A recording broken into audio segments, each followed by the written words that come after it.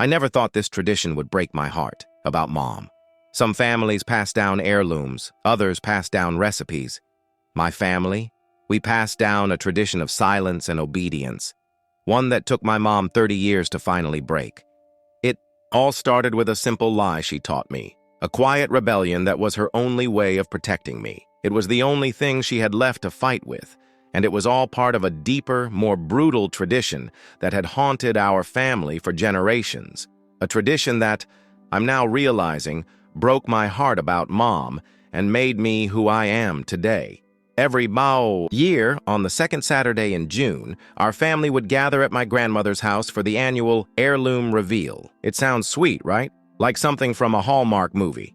But it was a ritual designed to remind every woman of her place. Each son, when he turned 25, would be presented with a family heirloom, a symbol of his place and his future in the family.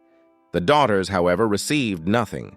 They were just accessories to the men's lives. I remember sitting there as a little girl, watching my older brother, Leo, receive our great-grandfather's pocket watch. His face was beaming with pride. My mother would sit beside me, her hands clasped tightly in her lap. She would smile, but her eyes held a hollow look. It was a yearly reminder that she wasn't a real member of this family, but a vessel for the men who ran it.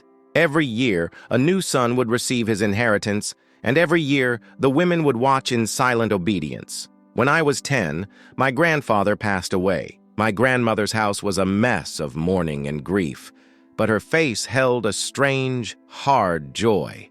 She told everyone that a good wife is a quiet one, a dutiful one, and that she had to put her husband's things in order before she could mourn him properly.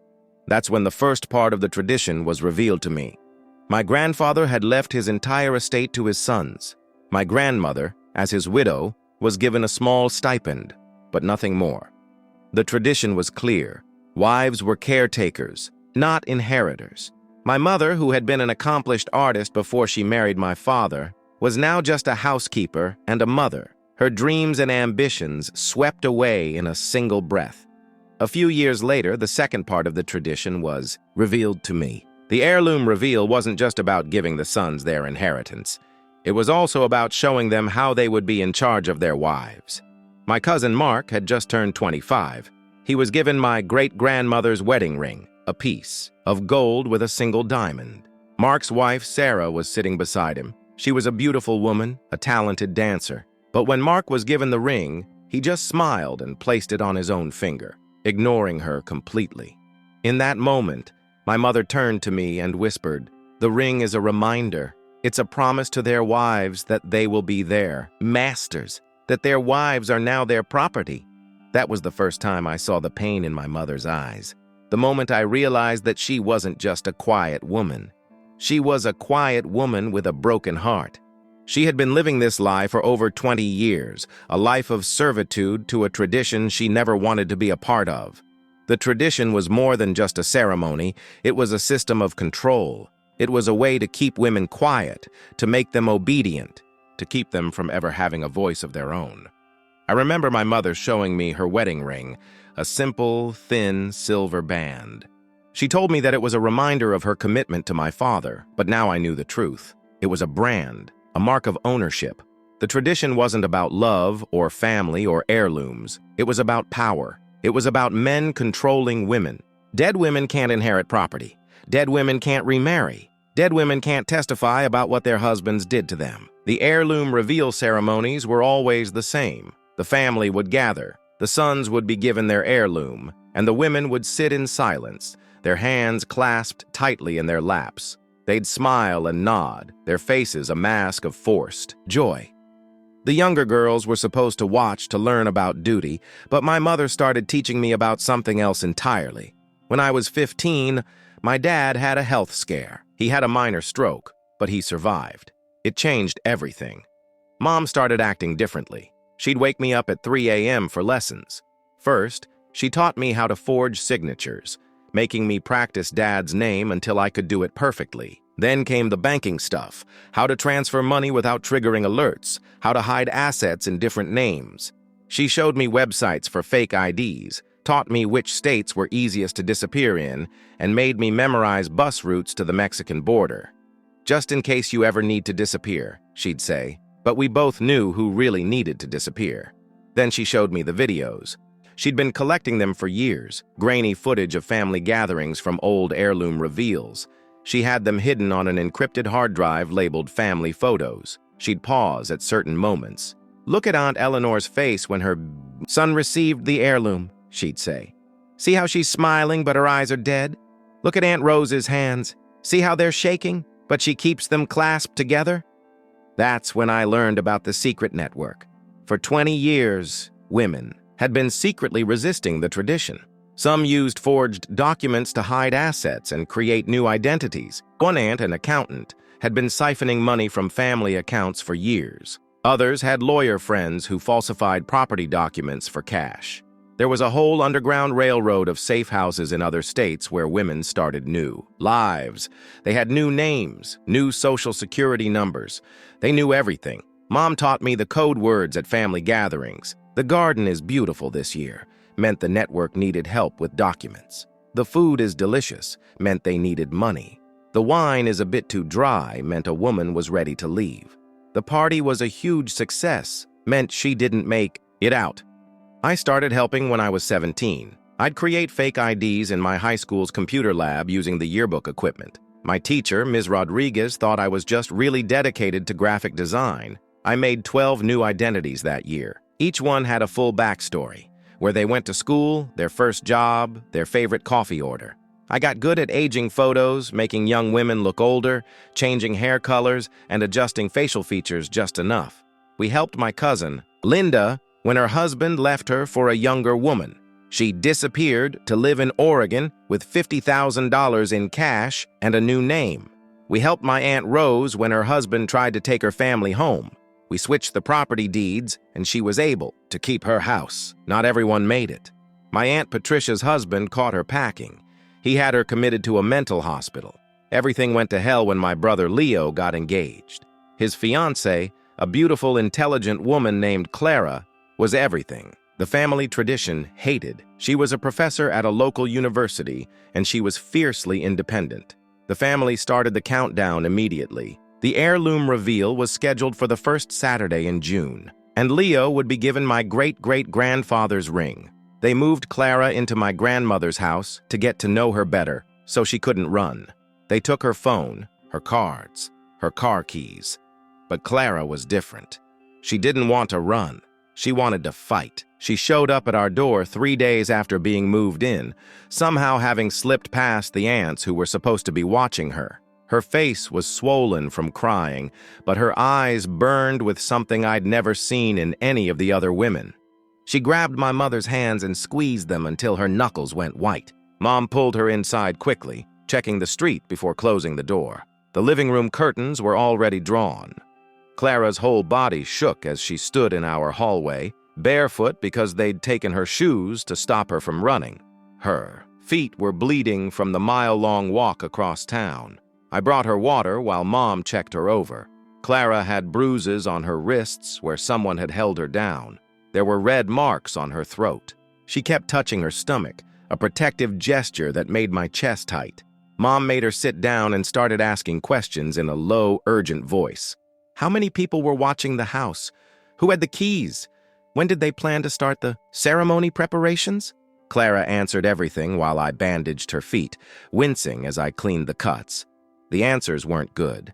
Grandmother had assigned shifts, 2 aunts during the day, 2 uncles at night. They'd already purchased the heirloom, a gold ring with a large ruby that had been used for Leo's great-grandfather. The heirloom reveal was marked on the kitchen calendar in red ink. They were making Clara help plan her own ceremony, picking out dresses and discussing decorations. Mom's face went very still as she listened. She excused herself and came back with the encrypted phone we used for network business. Her fingers flew across the screen, sending coded messages. Within minutes, responses started coming in. I recognized some of the code words. The garden needs tending meant they needed a safe house. Recipe exchange tomorrow meant documents were ready. Bringing dessert meant someone would provide transportation. But then Clara said something that changed everything. She didn't want to run. She didn't want a new identity in another state. She wanted to stay and fight the tradition from the inside. She wanted to save other women after her.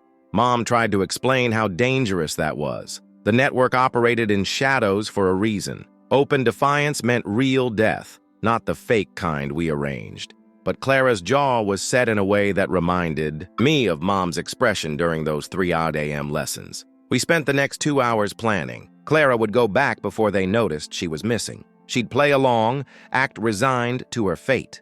Meanwhile, we'd work on a different kind of escape plan, not running, but surviving in plain sight. I gave Clara one of our burner phones, showing her how to hide it in the lining of her purse. Mom wrote down safe words and meeting signals. We'd communicate through the other women in the family, the ones who came to comfort her but were really checking if she needed help. Clara left through the back door as the sun was setting. I watched her limp down the alley, her bandaged feet careful on the gravel. Mom was already on the phone, activating parts of the network we'd never used before. The next few days were tense. At family gatherings, we had to pretend everything was normal. I served tea to grandmother while she talked about the ceremony preparations. She seemed pleased that Clara was being so cooperative, helping choose dresses and writing her acceptance speech.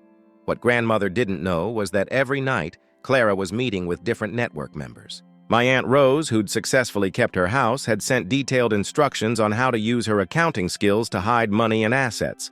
A cousin who worked at the courthouse was preparing duplicate property deeds. Mrs. Haney from the next town over, a former network member, sent money through a complex series of transfers. I spent my evenings in the computer lab creating not just one identity for Clara, but 3. Each had different backstories, different destinations. We were preparing for contingencies, for things going wrong. Mom made me memorize bus schedules to cities I'd never heard of. Day 15 arrived faster than expected. Clara looked thinner when I saw her at Uncle Tony's birthday dinner. The aunts kept her cup filled with tea, watching every sip. She played her part perfectly, speaking in a soft voice about the honor of joining our family. Grandmother patted her hand approvingly. Under the table, Clara pressed a folded paper into my palm. Later in the bathroom, I read her message. "They've moved up the timeline. Someone saw me near your house. They're suspicious. The ceremony will happen on day 35 instead of day 40. We have 20 days instead of 25. Mom's network went into overdrive. Messages flew back and forth. Safe houses were prepared. Documents were rushed. But we hit a problem. The heirloom we needed required a special type of lock, and our usual locksmith contact had just been arrested for something unrelated. We needed a new plan. That's when Clara surprised us again. She'd been watching, learning. She knew which aunt prepared the heirloom, where it was kept, and how it was made. She had a different idea. Instead of faking her acceptance, why not? Switch the heirlooms? Make it look like she accepted the heirloom when it was something else entirely. It was riskier than our usual methods. It required inside help, someone who could access the heirloom storage. Mom was against it, but Clara had already started recruiting. She'd found an ally in an unexpected place, my brother, Leo, the man who was supposed to be her husband, her master. Clara had been speaking with him during the long days of confinement, and something had shifted. Maybe it was Clara's pregnancy, the great-grandchild who would be born into this tradition. Maybe Leo was simply tired of watching women disappear on T. Day 20, grandmother announced that Clara would help prepare the ceremonial heirloom herself to show her acceptance. It was a test. They'd watch her every move, making sure she didn't try to substitute or dilute it, but it also gave us an opportunity. The preparation ceremony took place in grandmother's kitchen on day 21. I watched from the doorway as Clara stood at the counter, her movements careful and deliberate. Grandmother supervised every step, her sharp eyes tracking each ingredient Clara measured. The other aunts formed a semicircle around them, their presence suffocating in the small space. Clara's hands remained steady as she polished the heirloom. The sound filled the kitchen, rhythmic and final. She added each component exactly as instructed, following the recipe that had been used for Leo's great-grandfather. Grandmother nodded approvingly at Clara's precision. What the watching aunts didn't notice was Leo sitting quietly in the corner, his hands folded in his lap. He appeared to be dozing, but I saw his eyes tracking Clara's movements, saw the slight tension in his shoulders. He was waiting. The heirloom preparation took 3 hours. Clara bottled the heirloom in a small glass vial, sealed it with wax, and handed it to Grandmother for inspection. Grandmother held it up to the light, checking the color and consistency. She seemed satisfied. The vial went into the locked cabinet where all the ceremonial items were stored. That evening, Mom received a coded message through our network. Leo had successfully made a duplicate key to the cabinet during his years living in the house. He would make the switch on day 34, the night before the ceremony. We had 13 days to create a harmless substitute that looked identical to the real heirloom.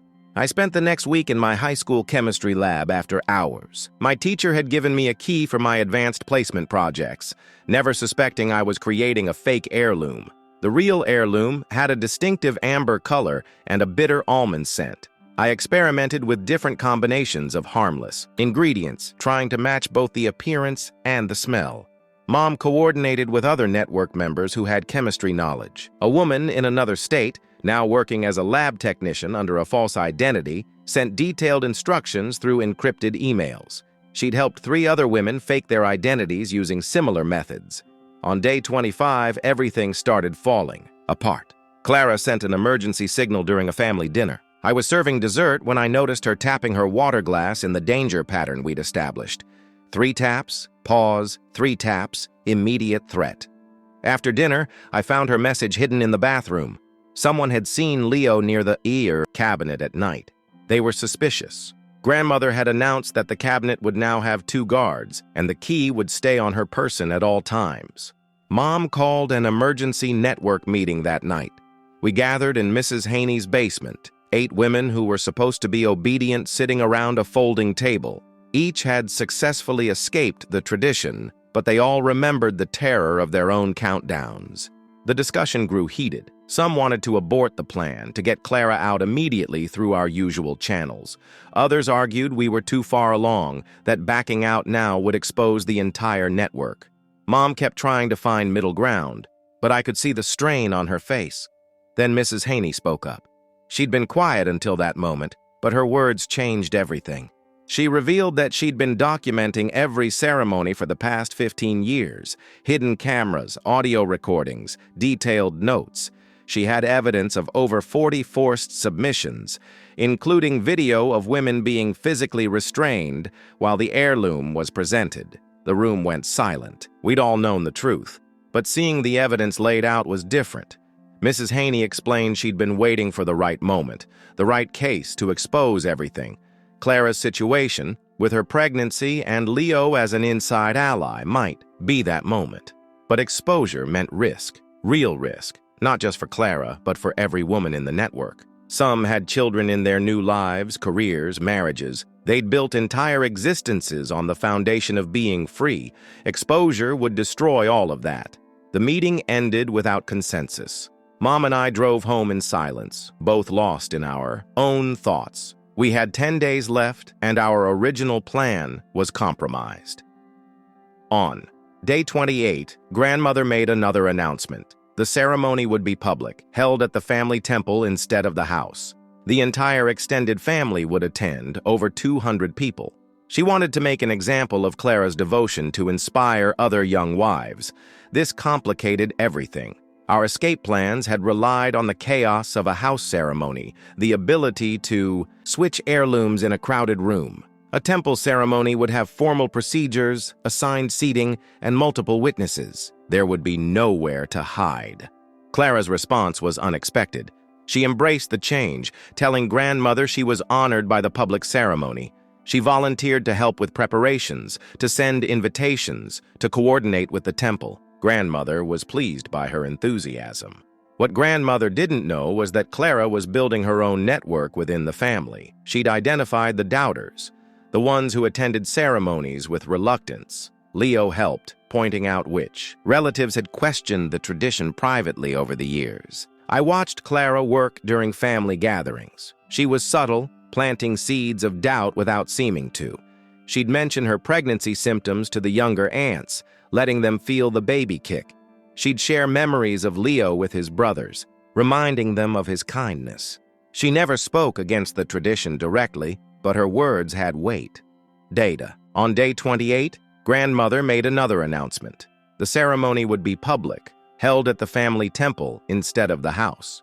The entire extended family would attend, over 200 people. She wanted to make an example of Clara's devotion to inspire other young wives.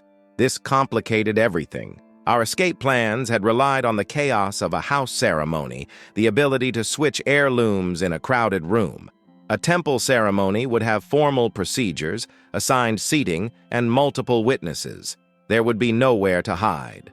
Clara's response was unexpected. She embraced the change, telling grandmother she was honored by the public ceremony. She volunteered to help with preparations, to send invitations, to coordinate with the temple. Grandmother was pleased by her enthusiasm. What grandmother didn't know was that Clara was building her own network within the family. She'd identified the doubters, the ones who attended ceremonies with reluctance. Leo helped, pointing out which relatives had questioned the tradition, privately over the years. I watched Clara work during family gatherings. She was subtle, planting seeds of doubt without seeming to. She'd mention her pregnancy symptoms to the younger aunts, letting them feel the baby kick. She'd share memories of Leo with his brothers, reminding them of his kindness. She never spoke against the tradition directly, but her words had weight. On day 30, we had a breakthrough. One of Leo's nephews approached Mom at the market. He'd been assigned as one of the night guards but wanted to help. His own wife was pregnant, and watching Clara's countdown had changed something in him. He offered to be on duty the night before the ceremony. Mom was suspicious at first. We'd learned to be careful about unexpected allies. But the nephew proved his sincerity by revealing that 3 other young men in the family felt the same way. They'd been talking privately, questioning why their wives should have to be obedient to them. This changed our options. With inside help among the guards, we could attempt the heirloom switch after all. But we needed a new plan for the temple ceremony itself. Even with a fake heirloom, Clara would need medical attention afterward to complete the deception. The temple was isolated, far from any hospital. I spent day 31 creating Clara's final identity documents. This time I made her older, a widow who'd lost her husband. The backstory was detailed: where she'd lived, what her husband did for work, how long they'd been married. I aged her photos, adding lines around her eyes, gray streaks in her hair. Mom coordinated with a network doctor 3 states away. She would declare Clara free over video call using footage we'd prepare in advance. The freedom certificate was already printed, waiting for the official time of freedom to be added. Everything was ready for Clara's new life. But Clara was still focused on something bigger. She'd been recording conversations with family members on the burner phone, gathering evidence of coercion. She wanted what Mrs. Haney had offered: exposure of the tradition, not just escape, but justice for all the women who hadn't made it out. On day 32, grandmother tightened security further. Clara was no longer allowed to leave her room except for meals and ceremony preparations. 2 aunts slept in her room at night. The windows were nailed shut. They even removed the bathroom door to prevent privacy. Clara adapted. She used mealtimes to continue her subtle campaign among the family. She spoke about the baby constantly, wondering aloud whether it would be a boy or a girl, what Leo would have wanted to name it. Several aunts began crying during these conversations, though they tried to hide it. Leo played his part perfectly. He grumbled about the public ceremony, complained about the travel to the temple, and acted every bit the traditional man. No. One suspected he'd already made 3 copies of the cabinet key, or that he visited Clara's room each night to check on her when the guards dozed. On day 33, the family held a rehearsal at the temple. Clara walked through each step of the ceremony, practicing her final tea service, her last words to Leo's spirit. She was serene, almost glowing. Grandmother praised her composure repeatedly. I attended the rehearsal as part of the family chorus. We were supposed to chant traditional songs during the ceremony, creating a wall of sound that would mask any final protests. But as I watched Clara practice her acceptance speech, I noticed something. Several of the younger relatives weren't singing. They were mouthing the words, but no sound came out. That evening, the nephew who'd offered to help confirmed what I'd suspected. The quiet rebellion was growing. At least a dozen family members were planning to refuse participation in the ceremony. They wouldn't stop it, but they wouldn't help either. It was a small crack in the tradition's foundation. Mom spent that night finalizing escape routes. The temple had 3 exits: the main entrance, a side door near the preparation room, and an old service entrance that was supposedly locked. Our network had scouted each one, timing distances to various safe houses. We had drivers positioned at strategic points, ready to move when signaled. Day 34 arrived with unusual heat. The family buzzed with ceremony preparations. Flowers arrived at the temple, white chrysanthemums for grief and red roses for love. The ceremonial heirloom was cleaned and polished, its red ruby bright against the gold. Grandmother personally supervised every detail. Clara spent the morning writing her acceptance speech. Tradition required her to leave messages for family members, final words of wisdom and love.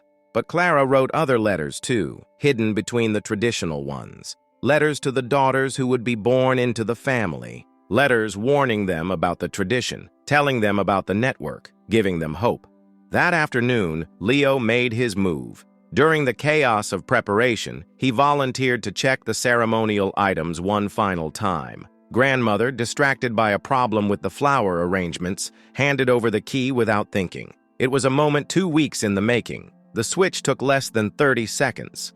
Leo had practiced the movement dozens of times. Out came the real heirloom. In went our substitute.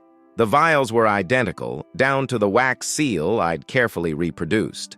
He locked the cabinet and returned the key before anyone noticed his absence. But we'd underestimated Grandmother's paranoia. That evening, she announced a final test. Clara would wear the heirloom during the sunset prayers to prove her commitment. Not enough to commit, just enough to show willingness. The actual ceremony would still happen tomorrow, but this would silence any doubters. The family gathered in the temple as the sun set. Clara knelt before Leo's portrait, the heirloom in her hands. I stood with the chorus, my heart hammering. We hadn't planned for this. The heirloom, a fake, would be a dead giveaway. Clara raised the heirloom to her lips, a gesture of acceptance. The temple fell silent. Even the children seemed to hold their breath. But just as the heirloom touched her lips, Clara's brother, who had come to the ceremony to support her, collapsed. He fell hard, clutching his chest. Someone screamed. The heirloom slipped from Clara's hands, shattering on the stone floor. The fake heirloom spread across the tiles, a dark stain that seemed to grow in the dying light. Chaos erupted. Family members rushed to help Clara's brother. Someone called for a doctor. Grandmother shouted for order, but no one listened. Clara was pushed aside in the confusion, forgotten momentarily as everyone focused on the medical emergency. Mom and I exchanged glances across the room. This wasn't part of our plan. But Clara's brother, even as relatives fanned his face and checked his pulse, managed to catch my eye. The slightest wink told me everything. He'd created the perfect distraction. The paramedics arrived within minutes. Clara's brother was loaded onto a stretcher, an oxygen mask over his face. He gestured weakly for Clara to come close. Everyone leaned in to hear his final words to her, but he was a better actor than any of us had guessed. He gripped Clara's hand and pulled her down, whispering something that made Clara's eyes go wide. Then he was wheeled away, several family members following the ambulance to the hospital. Grandmother stood among the broken heirloom and fake jewelry, her face a mask of fury. The ceremony was ruined. The heirloom was gone. The sun had set, making it inauspicious to prepare more until morning. She ordered everyone to return home, to gather again at dawn for the delayed ceremony. As we filed out of the temple, I noticed something crucial. In the chaos, Clara had disappeared. Her assigned guards were busy cleaning up the mess, arguing about who was responsible for the disaster. No one had seen her slip out the service entrance, the one our network had quietly unlocked that morning. Mom and I drove home in tense silence, both of us checking our phones constantly. No word from Clara, no signals from the network. Clara's brother was reportedly stable at the hospital, his heart episode keeping half the family occupied. But where was Clara? The answer came at midnight, a coded message through 3 different network channels. Clara was safe, but she hadn't run. She was hiding in the temple itself, in a storage room behind the altar.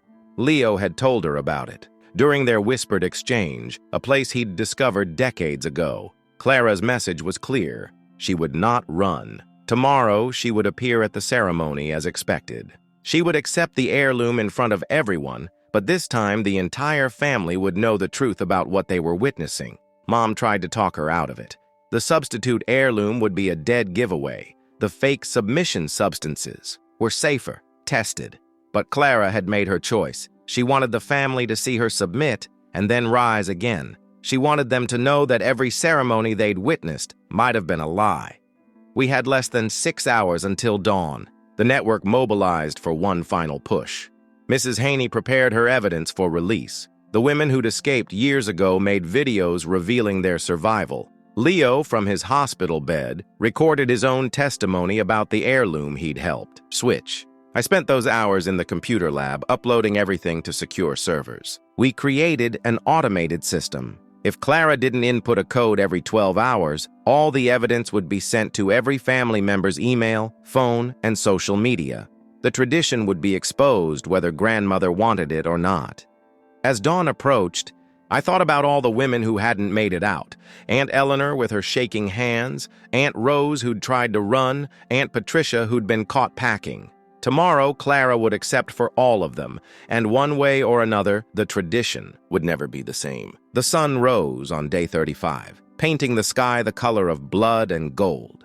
The family gathered once more at the temple, subdued after yesterday's chaos. Grandmother had spent the night preparing a new heirloom, testing it herself to ensure its potency. The ceremonial heirloom had been replaced, this one painted with yellow lilies. Clara arrived in a white dress, her hair pinned up with jade combs that had belonged to Leo's great-grandmother. She looked pale but determined, her hand resting protectively on her stomach. The guards flanked her closely, having been scolded thoroughly for losing her. The ceremony began with the traditional chants. This time, even fewer voices joined in. The rebellion had grown overnight. Family members were disturbed by Clara's. Brothers collapse, by Clara's quiet dignity, by their own consciences finally awakening. Clara served tea to each of Leo's relatives, her movements graceful despite her exhaustion. Some could barely meet her eyes as they accepted the cup. Others gripped her hands, their faces twisted with an emotion they couldn't name. Grandmother watched it all with cold satisfaction. Finally, the moment arrived. Grandmother herself carried the heirloom to Clara, ensuring there would be no accidents this time. The yellow lilies seemed to glow in the morning light. The temple fell silent except for the sound of breathing and the distant call of birds. Clara took the heirloom with both hands. She looked around the room, meeting as many eyes as she could. Then she spoke, her voice low but clear. She thanked Leo for choosing her. She thanked the family for their support. She spoke of the honor of joining her husband in the afterlife, but then she kept talking. She mentioned Aunt Eleanor, how beautiful she'd looked in her final moments. She recalled Aunt Rose's devotion, trying to run only because she'd been confused with grief. She named every woman who had submitted to a ceremonial heirloom, praising their sacrifice. With each name, the family grew more uncomfortable. These women weren't supposed to be remembered individually. They were supposed to blur together into a tradition, a beautiful custom. But Clara made them real again, gave them back their faces and their stories.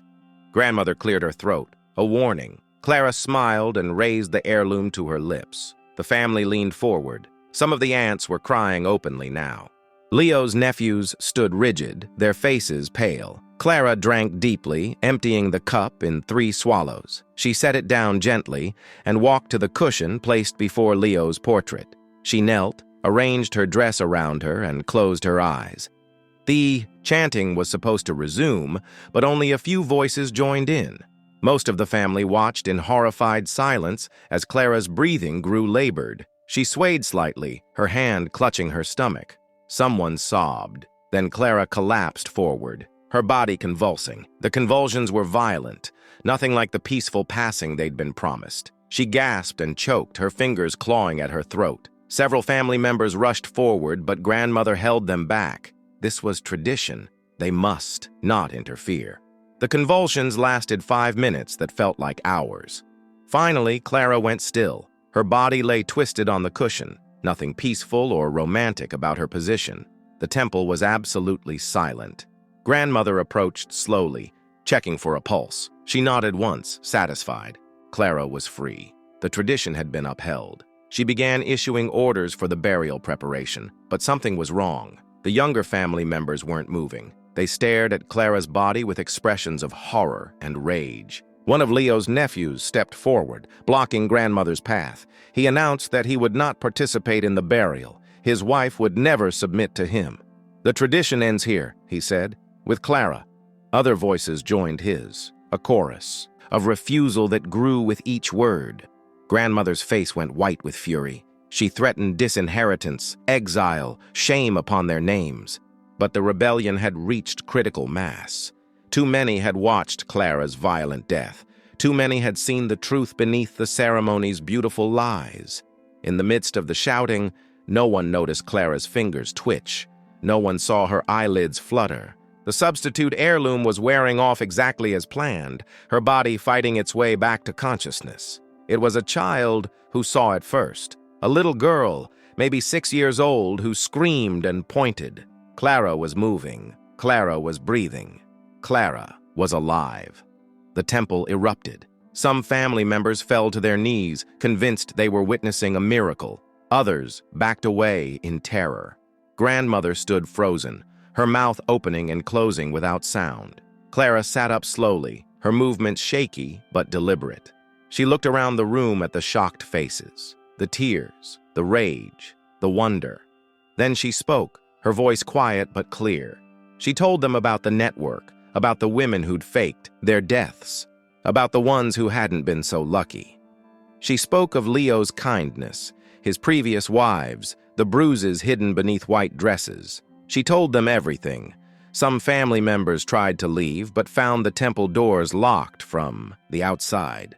The network had planned for this too. They would all hear the truth whether they wanted to or not. Leo arrived then, wheeled in by a network member disguised as a nurse. He added his testimony, confessing to helping switch 12 heirlooms over the years. He named each one, described their final moments, the way they'd begged for their lives. Evidence played on a screen someone had set up during the chaos.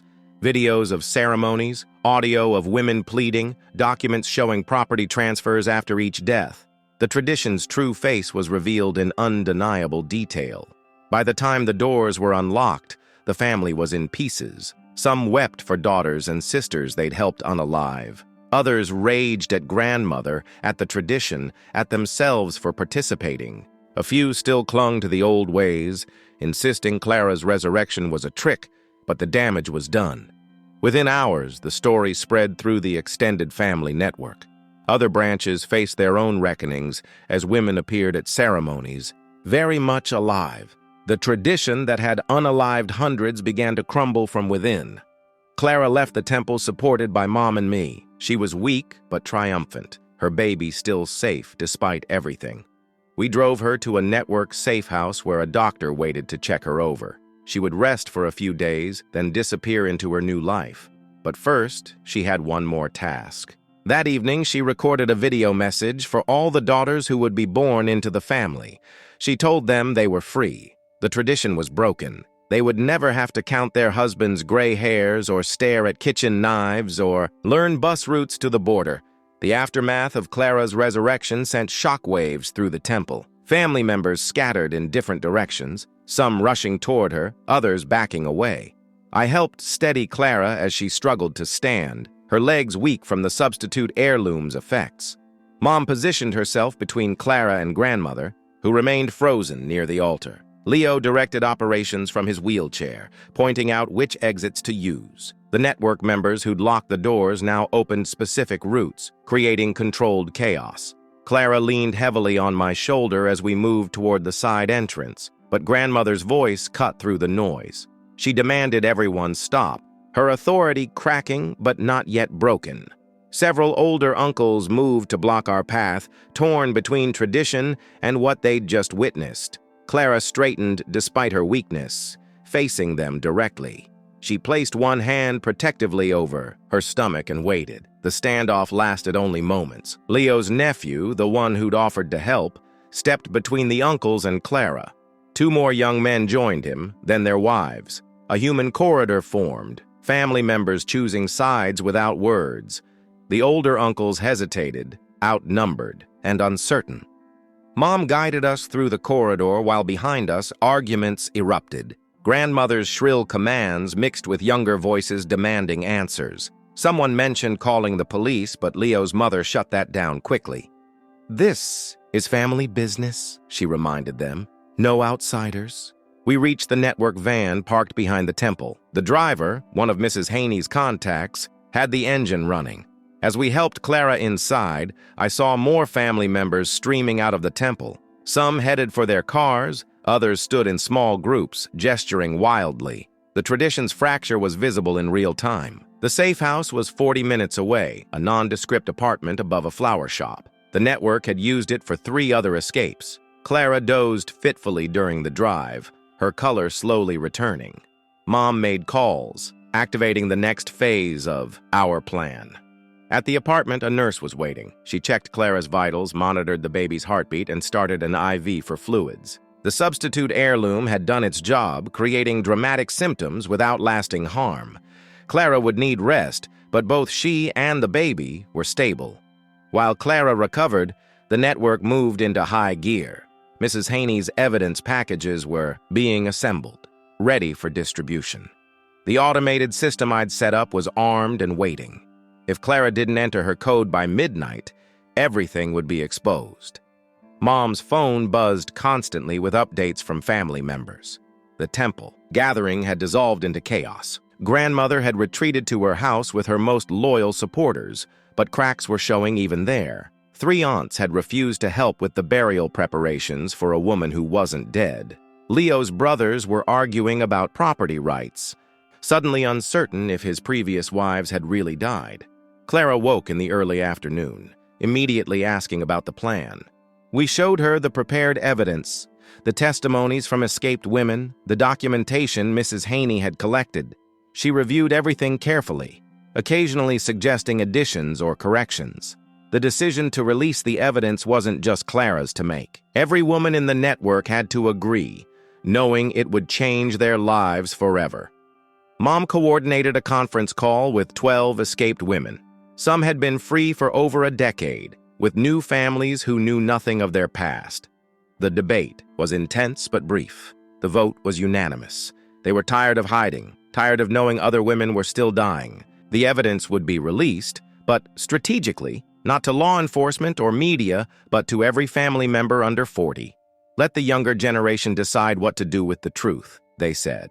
I spent the afternoon fine-tuning the distribution system, email addresses, phone numbers, social media accounts. We had been collecting contact information for years. The packages would go out simultaneously, impossible to stop once started. Each one contained videos, documents, and a simple message. The tradition is a lie. Your aunts, sisters, and daughters may still be alive. As evening approached, Clara made a decision that surprised us all. She wanted to send one last message to grandmother before disappearing. Not a confrontation, but a simple photo of herself holding her ultrasound image, proof that both she and the baby had survived. Mom argued against it, worried about giving grandmother any clue to track Clara, but Clara insisted. She wanted grandmother to know that her control was broken, that the tradition had failed. We compromised by routing the message through multiple anonymous servers, impossible to trace back. The photo was simple but powerful. Clara, still pale but clearly alive, cradling. The ultrasound showing her healthy baby. No words were needed. The image itself was a declaration of victory. At 11:47 p.m., Clara entered the code to stop the automatic release. Then, at exactly midnight, she entered a different code. The evidence packages began sending immediately. Across 3 states, phones buzzed and computers chimed as family members received the truth about their dead relatives. The network had prepared for various reactions, but the reality exceeded expectations. Within an hour, Mom's phone was flooded with calls from family members. Some were angry, accusing us of lies and trickery. Others were desperate, asking about specific relatives, hoping their loved ones might still be alive. The most surprising calls came from the middle generation, people in their 40s and 50s who'd grown up with the tradition but hadn't yet faced it personally. Many had suspected something, had noticed inconsistencies over the years. The evidence confirmed their doubts and gave them permission to act. By dawn, the family was in open revolt. Grandmother's house, once the center of power, became a site of confrontation. Daughters demanded answers about their mothers, sons questioned their fathers' deaths, and the wives who'd followed. The traditions, careful structure collapsed under the weight of revealed truths. Clara watched the updates from the safe house, her expression mixing satisfaction with sadness. Not every woman had escaped.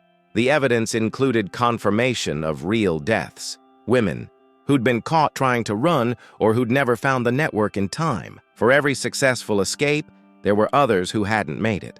The nurse cleared Clara to travel on day 36. Her new identity was ready, documents perfect down to the smallest detail. She would be Catherine Haney, a widow from California moving to start fresh. The backstory was solid, the paper trail complete. Even her social media history had been carefully crafted over months. Mom and I drove Clara to the bus station. She wore a wig that changed her appearance dramatically and colored. Contacts altered her distinctive eyes. In her purse were $3,000 in cash, a prepaid phone, and the contact information for network members in her destination city. The goodbye was brief by necessity. Long farewells attracted attention. Clara hugged us both, whispering thanks that didn't begin to cover what we'd all risked. Then she boarded the bus, just another traveler heading somewhere new. I watched until the bus disappeared around a corner, carrying Clara toward her new life. Mom drove us home in silence, both of us processing the magnitude of what had happened. The tradition was broken, at least in our family branch, but the work wasn't over. The following days brought a cascade of revelations. Leo, fully recovered from his fake heart episode, became an unexpected leader in the family reformation. He used his age and status to protect younger family members who spoke out against the tradition. When grandmother tried to reassert control, she found her influence had evaporated. Some family members clung to the old ways, insisting the evidence was fabricated. They held smaller ceremonies, trying to continue the tradition, but without unanimous family support. These attempts felt hollow. Young wives refused to participate. Husbands faced questions from their children about why mommy should have to submit to daddy. The network adapted to its new reality. Some women chose to reveal themselves, reuniting with children they'd left behind. Others maintained their new identities, building on the lives they'd created. The safe houses remained active, now helping women from other family branches who'd heard whispers of escape. Mrs. Haney's evidence collection became a template for documenting other harmful traditions.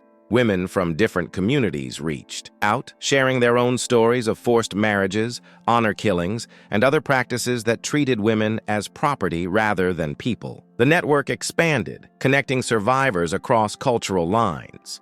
I returned to school, but everything felt different. My graphic design skills, honed creating fake identities, earned me recognition from teachers who had no idea how I'd really developed them. College applications asked about challenges I'd overcome, and I wrote essays that danced around the truth. Mom continued coordinating the network, but openly now. She helped reunite families, facilitated difficult conversations, and provided resources for women still trapped in dangerous situations. Our home became a way station for women in transition, a place to rest between their old lives and new ones. 3 months after Clara's escape, we received a package with no return address. Inside was a photo of a baby girl, healthy and perfect. On the back, in Clara's handwriting, "She's free." No signature was needed. We added the photo to our collection, another life saved from the tradition. The family gatherings changed dramatically. Without the specter of the heirloom reveal, relationships shifted. Couples talked more openly about mortality and choice. Some marriages ended when women realized they'd stayed out of fear rather than love. Others grew stronger, built on mutual respect rather than ownership. Grandmother isolated herself, surrounded by the few relatives who still believed in the old ways. Her house, once the center of family power, became a museum to a dying tradition. Younger family members visited out of duty, but her influence was gone. The fear that had sustained her authority had evaporated with Clara's resurrection. On the first anniversary of Clara's escape, the network held a quiet celebration. 14 women who were supposed to be obedient gathered in Mrs. Haney's basement. They shared stories, compared new lives, and remembered those who hadn't made it. Clara didn't attend. It was still too dangerous, but she sent a video message. In it, she thanked everyone who'd helped her escape. She showed glimpses of her new life, a small apartment, a job at a local library, her daughter taking her first steps. She looked different, older, wearing glasses, her hair a different color, but her eyes held the same determination that had carried her through those 40 days. The tradition didn't die overnight. Other family branches continued the ceremonies, and women still died. But word spread through whispered conversations and careful messages. The network grew, reaching women we'd never imagined we could help. Each escape built on the last, refining methods and expanding possibilities. I graduated high school with honors, my college applications strengthened by a portfolio of design work that showcased technical skills beyond my years. Teachers wrote recommendation letters praising my dedication and creativity, never knowing they were commending abilities developed in life-or-death situations. The summer before college, I created my last fake identity. Not for an escaping woman, but for a young woman from another family who'd heard about our network. Her husband was dying of cancer, and his family had already started discussing ceremony preparations. We gave her a new name, a new life, and a chance to grieve without dying for it. As I packed for college, I found the photo Clara had sent of her daughter. The baby's eyes were bright and curious, looking at a world where she'd never have to count anyone's gray hairs or memorize bus routes to the border. She was free from the moment of her birth, the tradition's chain broken before it could bind her. Mom drove me to campus, the car loaded with normal college supplies that felt strange after years of secret phones and forged documents. We didn't talk about the network during the drive, but I knew she'd continue the work. There were always more women who needed help, more traditions that demanded resistance. At the dormitory, surrounded by other freshmen worried about classes and roommates, I felt the weight of secrets that would never fully leave me, but also pride. We had saved lives, exposed lies, and broken a tradition that had unalived for generations. Not completely, not everywhere, but enough to matter. That night, I got a text from an unknown number. Just 2 words: thank you. I knew it was Clara reaching out one last time before cutting the final connection to her old life. I deleted the message immediately, protecting her safety, as we'd always done. College opened new worlds, but I carried the lessons of those years with me. In sociology classes discussing cultural traditions, I understood the weight of inherited practices. In ethics debates about family loyalty versus individual rights, I knew the real cost of choosing sides. In women's studies, courses examining systemic oppression, I recognized patterns I'd lived through. The network evolved without my daily involvement. Younger women took over the technical aspects, creating more sophisticated systems for documentation and escape. The evidence Mrs. Haney had collected became part of academic studies on harmful cultural practices. Scholars cited our work without knowing the full story of how it was gathered. 5 years later, at my college graduation, I saw a familiar face in the crowd, one of the women we'd helped escape, living openly now under her real name. She'd reclaimed her life after a decade of hiding, reuniting with her children and building new relationships. She smiled at me across the crowd, a silent acknowledgement of shared history. The tradition still existed in pockets, but its power was broken. Too many people knew the truth. Too many women had survived to tell their stories. What had once been a source of pride for families like ours became a mark of shame, a reminder of generations of unnecessary death.